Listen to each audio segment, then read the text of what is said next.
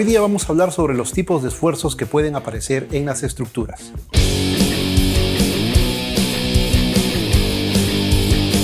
Hablemos primero respecto de la fuerza.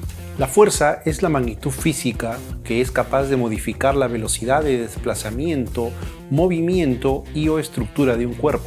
Podemos ver, por ejemplo, a esta persona tratando de subir esta piedra dentro de una colina. Entonces él aplica una fuerza a esta piedra, entonces para evitar moverse, la piedra está ejerciendo una resistencia al movimiento en base a la fuerza que le aplica a este señor. Esto sucede según el punto donde se aplique. Estamos de acuerdo que según el punto donde apliquemos la fuerza, esto va a determinar de qué forma se va a mover el cuerpo. Este desplazamiento, movimiento o cambio que se genera en el cuerpo también es según la dirección en la que se aplique. Una magnitud de fuerza mayor o menor va a depender también según la dirección que se le quiera aplicar a ese cuerpo.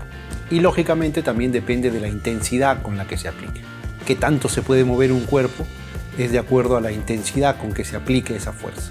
En estructuras también se le puede denominar carga a las fuerzas u otras acciones que resulten del peso de los materiales de construcción, ocupantes y sus pertenencias, efectos del medio ambiente, movimientos diferenciales y cambios dimensionales rígidos. Dentro de algunos tipos de carga, vemos por ejemplo vigas con carga distribuida de forma rectangular, de forma triangular o de cualquier forma. Cualquiera de estas fuerzas aplicadas a una viga pues debe ser transformada en una sola fuerza resultante. Tenemos también las cargas puntuales. Cargas puntuales, como su mismo nombre lo dice, ya no es una carga que se aplica a lo largo de todo el elemento, sino es una fuerza puntual, como si fuera una aguja que está atacando a un punto específico. Y los momentos que generan en una fuerza, que ya hablaremos en otro video acerca de los momentos. La carga muerta y la carga viva. Carga muerta es el peso de los materiales, dispositivos de servicio, equipos, tabiques y otros elementos soportados por la edificación, incluyendo su peso propio, que sean permanentes o con una variación en su magnitud pequeña en el tiempo. Básicamente, carga muerta se considera a la estructura en sí. La carga viva es el peso de todos los ocupantes, materiales, equipos, muebles y otros elementos movibles soportados por la edificación. La carga viva, entonces, somos nosotros, los seres humanos, los muebles, todo lo que le vamos a poner, tabiquerías, cosas que se pueden mover. Por ejemplo, las personas en un salón de clase son carga viva o carga muerta. Carga viva, ¿cierto? Carga viva. Si nos ponemos un poco más tétricos, en la estructuración de nichos, los difuntos son considerados carga muerta o carga viva. Carga viva. Que los difuntos no son parte de la estructura. La estructura son los elementos de concreto armado, pero los muertos no son parte de la estructura. Por lo tanto, los difuntos son considerados carga viva en la estructuración de nichos. Es una forma en cómo la estructura le dice al ser humano: no importa si estés vivo o muerto, para mí siempre vas a ser carga viva. Pero todas estas son fuerzas externas. ¿Y qué me dicen de las fuerzas internas? Aquí es donde aparecen los esfuerzos. Un esfuerzo es la fuerza interna que experimentan los elementos de una estructura cuando son sometidas a fuerzas externas. Los elementos de una estructura deben soportar estos esfuerzos sin romperse ni deformarse. Si tiramos de un dedo de la mano hacia afuera, eso sería una fuerza externa. Pero cuando eso sucede, por dentro se está generando una tensión. Eso sería una fuerza interna. Cuando tú, a través de una fuerza externa, jalas, en esta parte de acá se genera una tensión. Entonces ves cómo una fuerza externa es capaz de activar una fuerza interna. De eso justamente se trata el estudio de la estructura, en cómo las fuerzas internas son activadas por fuerzas externas. ¿Por qué? Porque las fuerzas externas difícilmente nosotros las controlamos, como un sismo por ejemplo. Pero lo que se intenta hacer en estructura es controlar a las fuerzas internas, las cuales sí las podemos modificar. Pues bien, los elementos de una estructura, como una viga por ejemplo, cuando están sometidos a una fuerza externa, también soportan en su interior unas tensiones internas o esfuerzos que no somos capaces de verlo, pero están ahí, al igual que los dedos de la mano. Tipos de esfuerzos. Las fuerzas externas, entonces, como habíamos dicho, son aquellas que pueden generar un cambio en el comportamiento de un cuerpo. En una edificación pueden ser estas, por ejemplo, la gravedad, los sismos, los vientos. No podemos modificar esas fuerzas, son externas, aparecen y ya. Las fuerzas internas es la respuesta de la estructura hacia las fuerzas externas. Son la reacción debido a la acción de estos agentes externos. Las fuerzas externas tienden a deformar a la estructura, pero ojo, tienden, pero no deben conseguirlo nunca.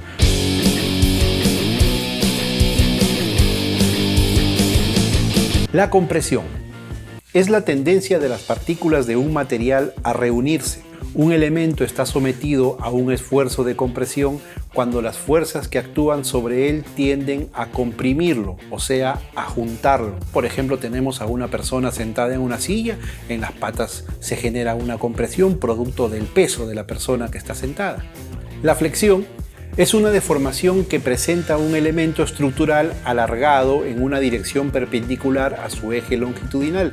Un elemento está sometido a un esfuerzo de flexión cuando las fuerzas que actúan sobre él tienden a curvarlo. La flexión se puede apreciar en un armario de libros, en donde esa tabla colocada de forma horizontal está sufriendo un esfuerzo de flexión producto del peso de los libros. Un puente también recibe un esfuerzo de flexión durante el paso de los carros. En una estructura, por ejemplo, supongamos que tenemos un pórtico con una luz determinada de columna a columna, con su viga arriba, eso está sufriendo un esfuerzo de flexión. Hasta ahí todo bien. ¿Qué pasa cuando aparece alguien que dice que quiere, por ejemplo, más luz entre las columnas? De hacerse eso, pues es posible, pero cuando tú incrementas la luz entre las columnas, generas una mayor flexión en la viga que está ahí. Entonces, no es que no sea posible. Si la viga está bien trabajada, se la puede construir para que soporte ese esfuerzo de flexión, pero no es solamente cuestión de estar alargando vigas por gusto, sino que tiene que ser algo pensado, calculado.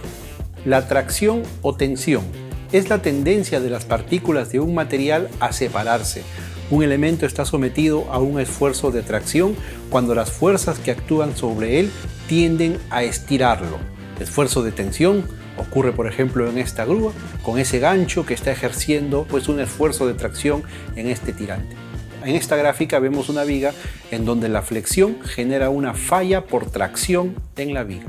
La torsión es el cortante de rotación que ocurre cuando un elemento se tuerce alrededor de su eje. Un elemento está sometido a un esfuerzo de torsión cuando las fuerzas que actúan sobre él tienden a retorcerlo. Es muy similar al movimiento que se realiza, por ejemplo, cuando exprimimos un trapo. Una columna afectada por la torsión pues es girada, produciendo muchas veces pues el colapso de la edificación. El corte es la tendencia de las partículas de un material a deslizarse uno sobre otro. Un elemento está sometido a un esfuerzo de cortadura cuando las fuerzas que actúan sobre él tienden a cortarlo o rasgarlo. En un trampolín de una piscina, por ejemplo, el peso de la nadadora que está a punto de saltar ejerce un esfuerzo cortante sobre la tabla del trampolín. Hay también esfuerzos cortantes en los volados. De igual manera, cuando hablamos de las luces de las vigas, también igual, los volados no deben ser puestos simplemente por caprichos, sino que deben ser debidamente calculados para que funcionen. Porque a mayor cantidad de volado, pues mayor es el esfuerzo cortante, así como que también mayor es el momento que genera esa viga. Así es como se ve una columna cuando falla por corte. Para poder ver la aplicación de todos estos esfuerzos dentro de una actividad deportiva como la que vemos aquí, que es la gimnasia en barras, vemos que en esta fotografía de este deporte se pueden ver aplicados todos los esfuerzos de los que hemos hablado hoy día. Cuando el atleta da vueltas, gira la barra y al girar la barra puede retorcerse ligeramente generando una torsión.